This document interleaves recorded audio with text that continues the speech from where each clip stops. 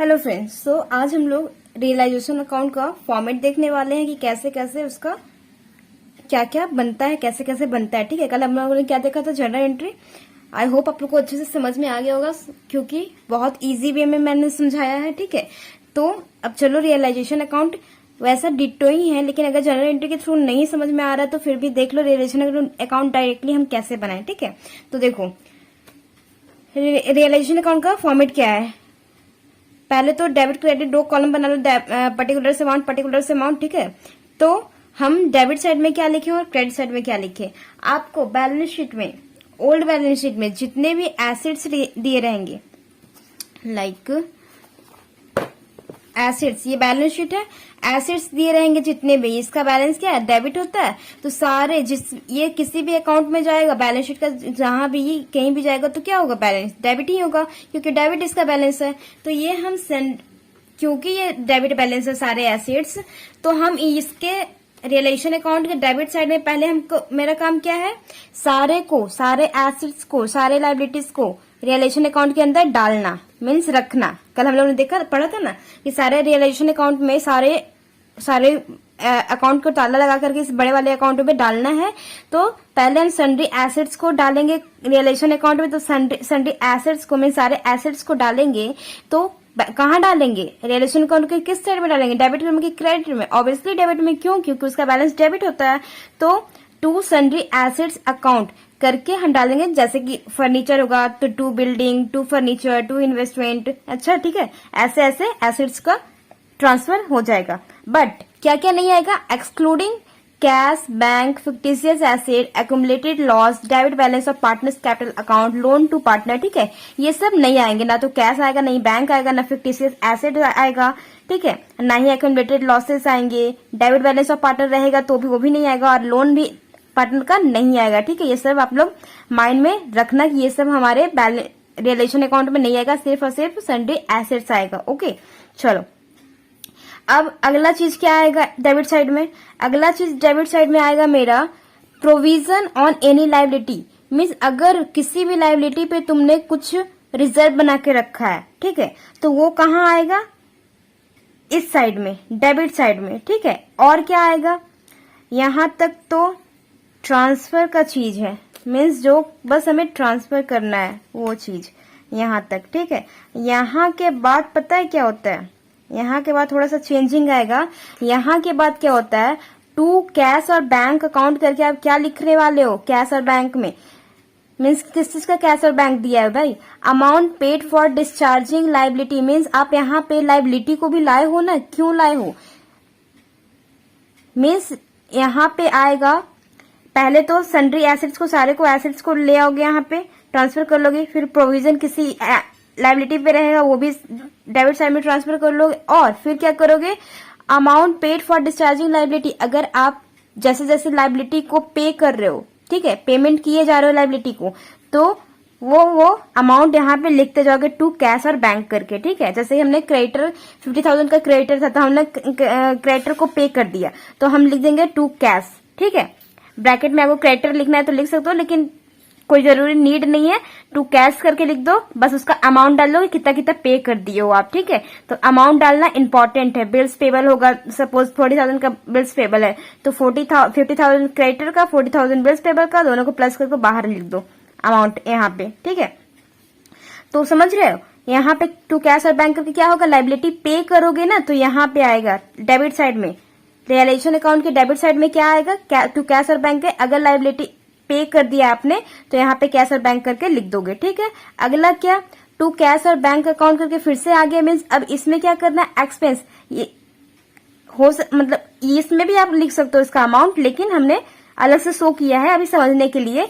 To cash और bank account करके expense और रियलाइजेशन, मीन्स जो भी खर्चे आए किस पे, रियलाइज करने के लिए जो भी एसेट्स लाए गए, मीन्स बेचने के लिए लाए गए, उस पे जितने भी खर्चे बने, वो सब काम करने में खर्चा हुआ, रियलाइजेशन करने में खर्चा हुआ, उसका सारा एक्सपेंस कहाँ आएगा, यही आएगा डेबिट साइड में, रियलाइजेशन अकाउंट के डेबिट साइड में। ठीक है, तो टू कैश या बैंक करके वो वाला अमाउंट भी यही डाल दोगे। ओके, इसमें भी इंक्लूड कर सकते हो आप, नहीं तो अलग से भी शो कर सकते हो। ओके, चलो आगे देखते हैं। टू पार्टनर्स कैपिटल अकाउंट, ये क्या है, पार्टनर्स कैपिटल अकाउंट मीन्स अगर कोई लाइबिलिटी अगर कोई लाइबिलिटी आपने, कोई पार्टनर है जी, suppose A B C partner है, ए बी और सी पार्टनर है, ए बोल दिया कि भाई क्रेडिटर को मैं पे कर दूंगा, तो क्रेडिटर को मैं पे कर दूंगा, तो उसका बैलेंस आप लिखोगे कि क्रेडिटर को पे तो हो रहा है ना, पेमेंट तो हो रहा है, क्रेडिटर का पेमेंट तो हो रहा है, तो पेमेंट का चीज हमेशा कहाँ लिखाएगा, रियलाइजेशन करके डेबिट साइड में। लेकिन कोई पार्टनर कर रहा है, ए कर रहा है, तो हम कैश बैंक ना लिख करके क्या लिख देंगे, पार्टनर्स का नाम लिख देंगे, पार्टनर्स के कैपिटल अकाउंट को डेबिट कर देंगे, यानी कि टू पार्टनर्स कैपिटल अकाउंट। ठीक है, सपोज ए दे रहा है तो to as capital account. Okay, वो जो लाइबिलिटी हमारा पे कर रहा है, फर्म की लाइबिलिटी पे कर रहा है ना, तो वो फर्म की लाइबिलिटी पे कर रहा है, तो हम कैश बैंक ना लिख करके क्या लिखेंगे, पार्टनर्स का नाम लिख देंगे, to as capital account. Okay okay जी। और कोई मीन्स अगर कोई खर्चा उसने, जैसे फर्म का खर्चा है, कोई फर्म का खर्चा है वो पार्टनर वियर कर लिया, मीन्स बोला कि ठीक है ये मैं इसको इस खर्चे को उठा लेता हूँ, मीन्स मैं इसको पे कर देता हूँ, तो उस केस में भी वो उसका नाम आएगा टू एज कैपिटल अकाउंट। ठीक है, ओके चलो जी, आगे क्या है, टू पार्टनर्स कैपिटल अकाउंट। ये क्यों आया नाम उसका पार्टनर्स का, यानी कि प्रॉफिट और रियलाइजेशन, प्रॉफिट अगर रियलाइजेशन कर रहे हैं हम लोग और हमारे को प्रॉफिट हुआ, ठीक है, बैलेंसिंग फिगर हमारा प्रॉफिट निकला, तो टू पार्टनर्स कैपिटल अकाउंट लिख देंगे। ठीक है, अब क्रेडिट साइड में क्या क्या जाएगा, क्रेडिट साइड में जाएगा बाय सन्ड्री लाइबिलिटीज, मीन्स क्या, हम सारे एसेट्स को लाए इधर, अब लाइबिलिटीज को भी तो लाएंगे, सारे लाइबिलिटीज को भी ट्रांसफर किया जाता है, कहाँ ट्रांसफर किया जाता है, क्रेडिट साइड में। क्यों, क्योंकि उसका बैलेंस क्रेडिट होता है। ठीक है, तो bye sundry liability account, sundry liability means क्या, मीन्स सारा लाइबिलिटी है उसका हम सन्ड्री बोल देते हैं। ठीक है, तो बाय सन्ड्री लाइबिलिटीज अकाउंट, लेकिन excluding partners capital account loan from partners, क्या क्या हमें एक्सक्लूड करना है कि पार्टनर्स का कैपिटल अकाउंट है, ठीक है, पार्टनर का कैपिटल अकाउंट है उसको एक्सक्लूड करना है, निकाल देना है, वो नहीं यहाँ पे लाना है। और क्या नहीं लाना है, लोन नहीं लाना है।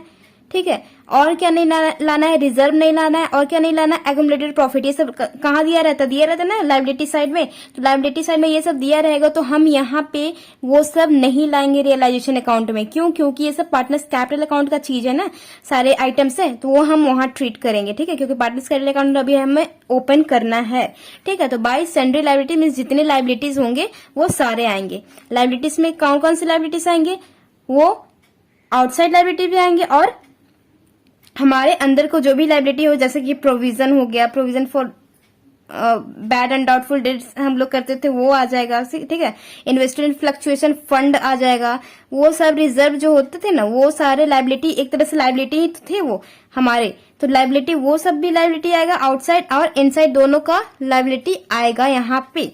ठीक है, बट पार्टनर्स का कैपिटल अकाउंट नहीं आएगा, लोन नहीं आएगा, पार्टनर्स रिजर्व नहीं आएगा, अक्यूमुलेटेड प्रॉफिट नहीं आएगा। ठीक है, और अगला क्या है, by provision on any assets account, अगर किसी एसेट्स पे आपने प्रोविजन बना रखा है तो वो क्रेडिट साइड में आएगा। ठीक है, मीन्स क्या, मीन्स जैसे कि इन्वेस्टमेंट एसेट्स है तो उस पे आपने इन्वेस्टमेंट फ्लक्चुएशन रिजर्व बना के रख लिया है, तो वो भी ये कहाँ आएगा, इस साइड में, इन्वेस्टमेंट रियलाइजेशन अकाउंट के क्रेडिट साइड में।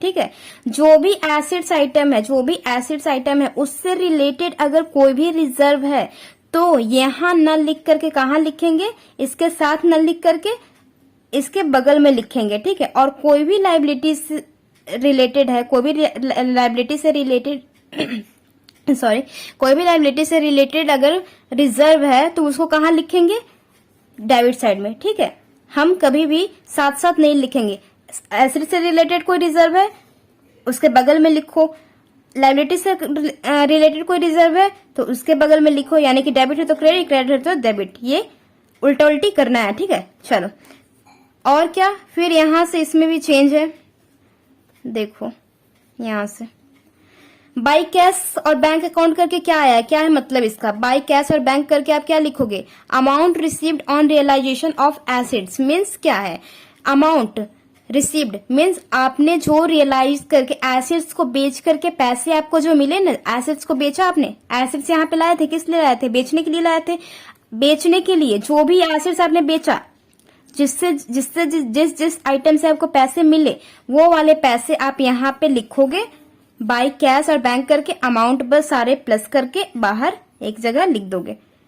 ठीक है, जितने भी आपके आए, कोई एसेट्स नहीं बिका, कोई एसेट्स का अगर एडजस्टमेंट में नाम नहीं है कि ये वाला एसेट्स यहाँ तो है और नीचे नहीं है, तो कोई बात नहीं, इट मीन्स उसका वैल्यू 0 हो गया है, इसीलिए वो नहीं बिका है। ठीक है, और कोई अनरिकॉर्डेड एसेट्स भी होगा, मीन्स यहाँ पे तो नहीं है लेकिन एडजस्टमेंट में दे रखा है कि ये एक लाइबिलिटी है। सपोज यहाँ फर्नीचर नहीं है और नीचे हमें एडजस्टमेंट में दे रखा है कि फर्नीचर है और जो कि बिका है 5,000 में, तो वो हम क्या करेंगे, ऐड करेंगे यहाँ पे बाय कैश और बैंक करके शो करेंगे। ठीक है, ठीक है जी, इतना समझ में आ गया, बाय कैश और बैंक करके।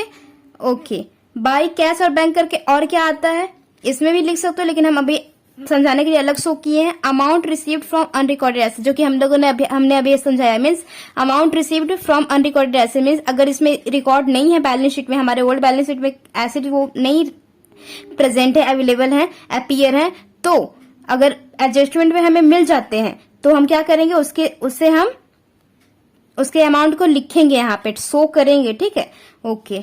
अब क्या, बाय पार्टनर्स कैपिटल अकाउंट, इसका मतलब क्या, पार्टनर का नाम क्यों आ गया यहाँ पे, ब्रैकेट में क्या है, assets taken over by a partner recorded और अनरिकॉर्डेड, मीन्स क्या है, अगर कोई एसेट्स, हम लोग यहाँ एसेट्स को क्या किस लिए लाए हैं, बेचने के लिए। सपोज ये तीनों पार्टनर हैं, बी को एक एसेट्स की जरूरत पड़ गई, सपोज यहाँ पे मशीनरी है, मशीनरी की जरूरत पड़ गई, उसको अच्छा लगे या फिर वो आगे बिजनेस करना चाहता, कुछ भी कोई भी काम आ सकता है उसको काम है इस चीज का, तो वो बोला कि मशीनरी भाई मैं ले लूंगा, तो मैं ले लूंगा तो क्या इसको फ्री में दे देगा क्या, नहीं, फ्री में नहीं देगा, इसके पैसे लेगा। इसका कैपिटल अकाउंट अभी भी है, कैपिटल अकाउंट बिजनेस में खुला है, तो इसके बैलेंस को, इसके कैपिटल को डेबिट कर लेगा। तो इसीलिए यहाँ पे बिक तो रहा है, वो वाला मशीनरी बिक तो रहा है, मीन्स एसेट्स बिक तो रहा है, लेकिन उसके जगह कौन ले रहा है, डायरेक्टली पार्टनर ले रहा है। तो पार्टनर का हमारे पास अकाउंट है तो उसका नाम हम लिख के छोड़ सकते हैं। ठीक है, हम कैश बैंक नहीं लिखेंगे, हम उसका नाम लिखेंगे। तो by partners capital account means क्या, assets taken over by a partner recorded या अनरिकॉर्डेड, जो अगर रिकॉर्ड है तो भी नहीं रिकॉर्ड। सपोज यहाँ पे फर्नीचर रिकॉर्ड नहीं था, तो फर्नीचर उससे पसंद आ गया, फर्नीचर लेने के लिए सोचा। ठीक है, फर्नीचर लेने के लिए सोचा तो वो फर्नीचर भी उसका अमाउंट यहाँ पे शो करेंगे, और बाय पार्टनर्स कैपिटल अकाउंट, जो सपोज बाय बीस कैपिटल अकाउंट लिख लेंगे। ठीक है, ओके। अगला क्या, by partners capital account loss on realisation, means अगर रियलाइजेशन कर लिया और उसके बाद हमें लॉस आया तो हम कहाँ लिखेंगे, क्रेडिट साइड में, बाय पार्टनर्स कैपिटल अकाउंट करके। ओके, समझ में आ गया।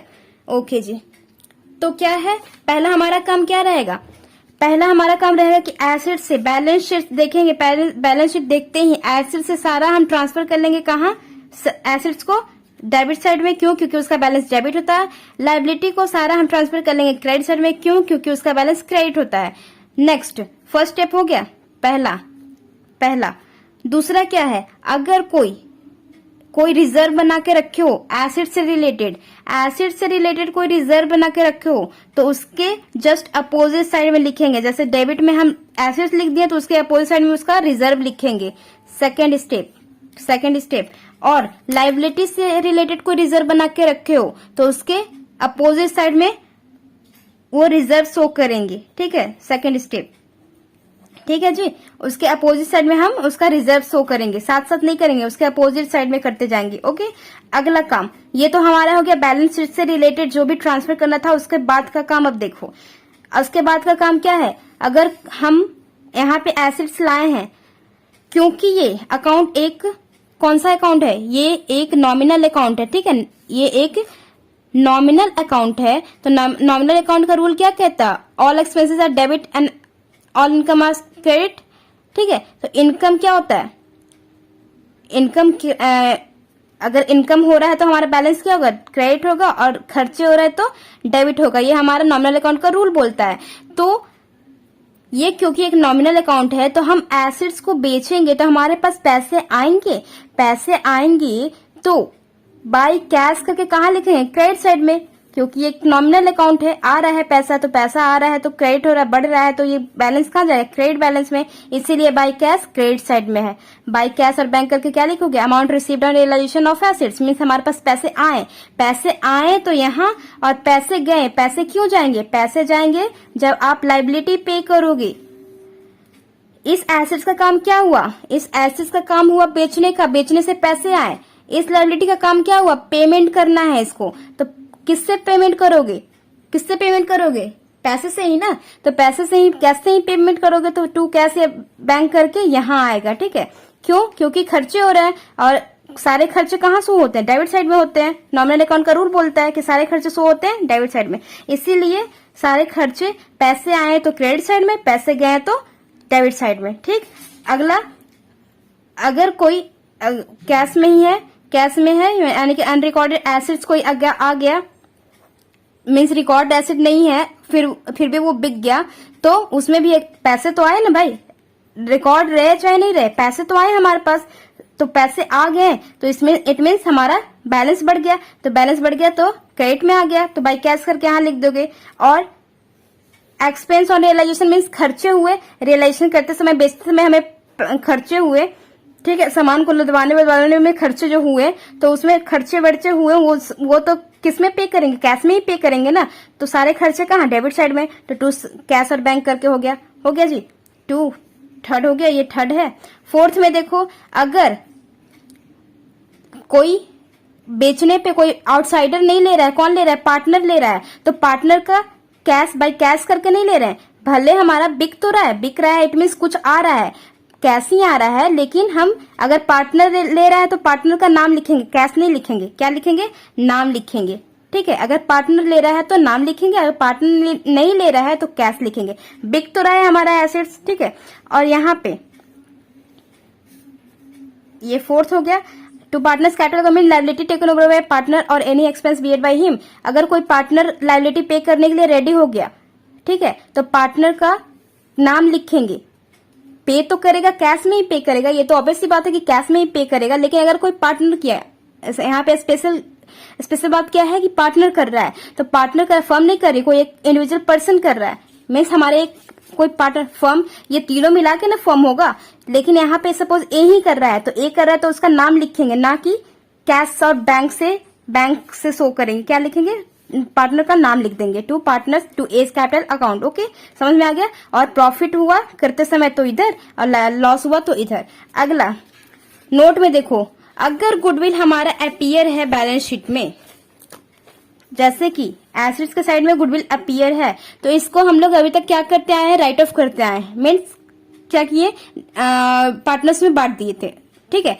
लेकिन अब हमें ये काम नहीं करना है, अब हमें इस गुडविल को कैसे ट्रीट करना है, एसेट्स की तरह ट्रीट करना है, जैसे कि ये सारे एसेट्स हैं, सन्ड्री एसेट है, सारे एसेट्स हैं, उसको भी, गुडविल को भी हम सन्ड्री एसेट्स की तरह, मीन सारे एसेट्स में ही इंक्लूड करेंगे, उसको एसेट्स मानेंगे, और वो भी बिकेगा, ठीक है, वो भी बिकता है, ठीक है जी, उसे भी बेचा जाता है, तो वो भी हमें सन्ड्री एसेट्स की तरह ही ट्रीट करना है, इसमें कोई स्पेशल ट्रीटमेंट नहीं है, ओके।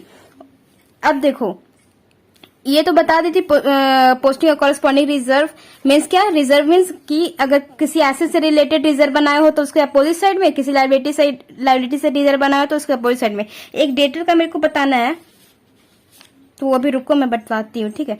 पहले एक बार देख लो, payment of outsider liability is must means क्या है, अगर कोई लायबिलिटी अगर बच गया है, ठीक है, अगर एडजस्टमेंट में आपको दे नहीं दिया है, जैसे कि कुछ एडजस्टमेंट में क्रेडिटर, सपोज क्रेडिटर है 50,000 का, ठीक है, तो कुछ क्रेडिटर के बारे में नहीं दे रखा है एडजस्टमेंट में, और यहाँ पे है आपका क्रेडिटर यहाँ पे 50,000 का आपने शो किया हुआ है, और एडजस्टमेंट में उसके बारे में कोई इन्फॉर्मेशन नहीं है कि इसको पे हुआ है, कितना पे हुआ, कितना नहीं पे हुआ, कुछ भी इन्फॉर्मेशन नहीं है। इट मीन्स क्या कि उसके बारे में कोई इन्फॉर्मेशन नहीं है, तो आपकी रिस्पॉन्सिबिलिटी है, क्या रिस्पॉन्सिबिलिटी है कि आपको पेमेंट करना मस्ट है। पेमेंट करना मस्ट है मीन्स क्रेडिटर अगर कोई इन्फॉर्मेशन नहीं है तो जितने का क्रेडिटर यहाँ पे शो कर रहा है वहीं से वो टू कैश करके आप उसका अमाउंट यहाँ पे लिख दोगे, ठीक है। मीन्स लायबिलिटी में आउटसाइडर लायबिलिटी को पेमेंट करना मस्ट है, ठीक है। उन लोग को छोड़ोगे नहीं, कोई इन्फॉर्मेशन दिया रहे नहीं दिया रहे आपको उससे कोई फर्क नहीं पड़ता।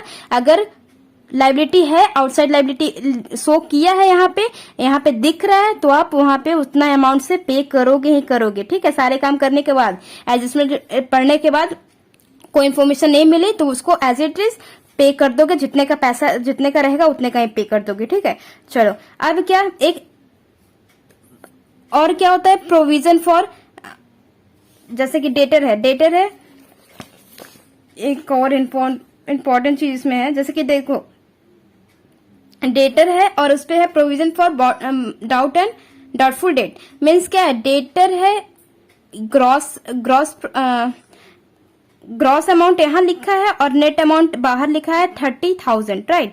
तो 30,000 हमें डेटर में, जैसे कि एसेट्स को आपने ट्रांसफर किया रियलाइजेशन अकाउंट में, तो कौन सा अमाउंट डालोगे। आपको बहुत लोगों को कंफ्यूजन रहता है कि नेट वाला डाले या फिर ग्रॉस वाला डाले। तो गाइज हमेशा ग्रॉस वाला लिखो। क्यों? क्योंकि देखो यहाँ पे ये इससे रिलेटेड, एसेट से रिलेटेड एक क्या है, उससे रिलेटेड एक प्रोविजन है ना, जो कि हम लोग क्या बोले, प्रोविजन को बाहर लिखना है, मीन्स उसके बगल वाले घर में लेके जाना है। जिस तरफ वो रहेगा उसके बगल वाले घर में कहाँ लेके जाना है, प्रोविजन को। मीन्स जो भी रिजर्व और प्रोविजन बनाए हो एसेट से रिलेटेड या फिर लायबिलिटी से रिलेटेड उसके, तो जैसे कि डेटर है, डेटर एसेट्स है तो एसेट्स है डेटर, तो उससे रिलेटेड आपने प्रबंध बना के रखा हुआ, प्रोविजन बना के रखा हुआ है। तो इस प्रोविजन को कहाँ शो करोगे, रियलाइजेशन अकाउंट के क्रेडिट साइड में।